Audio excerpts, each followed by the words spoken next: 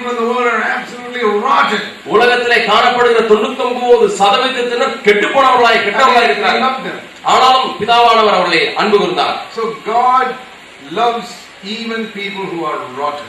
ஆகவே கெட்ட மக்களையும் கூட கெட்டுப்போன மக்களையும் கூட தேவன் அன்பு கூறுகிறார். You can say your name is there. உங்களுடைய பெயர் இந்த வசனத்தில் இருக்கிறது என்று நீங்கள் சொல்லலாம். Because you are part of the world. ஏனென்றால் நீங்களும் இந்த உலகத்தில் ஒரு பகுதியாக இருக்கிறீர்கள். Put your name there. ஆகவே உங்களுடைய பெயர் இந்த வசனத்திலே போடலாம். Put your name. God so loved whatever your name is. இவ்வளவாய் அன்பு கூர்ந்தார், இன்னாரை அன்பு கூர்ந்தார் என்ற இடத்திலே உங்கள் பெயரை போட்டுக் கொள்ளுங்கள். What did he do for you? அவர் உங்களுக்காக என்ன செய்தார்? He gave his only begotten son for you.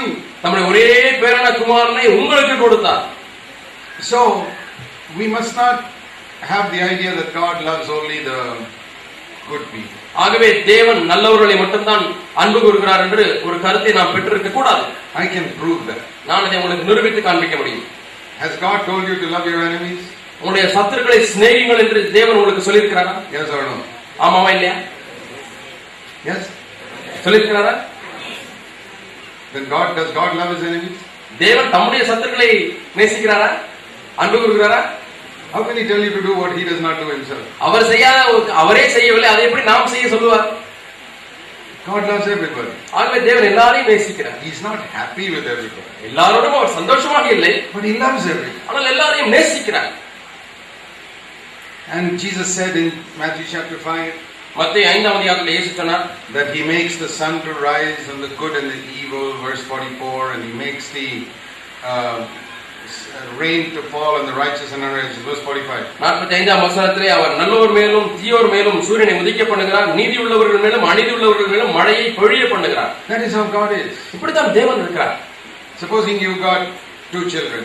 உங்களுக்கு 2 பிள்ளைகள் இருக்கிறார்கள். One is very obedient, one is very naughty. ஒரு பிள்ளை நன்றாக கீழ்ப்படிகிற பிள்ளை, இன்னொரு பிள்ளை குறும்புக்கார பிள்ளை.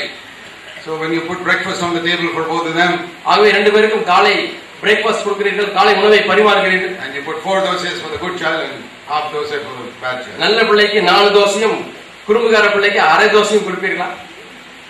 You do like that? நீங்கள் அப்படி செய்கிறீர்களா? Even you evil mothers and fathers don't do that. பொல்லாத தகப்பன்மார் தாய்மார்களே நீங்கள் செய்வதில்லை. You put same for both. 2 பேருக்குமே ஒரே அளவு தான் வைப்பீர்கள். God is much better than you.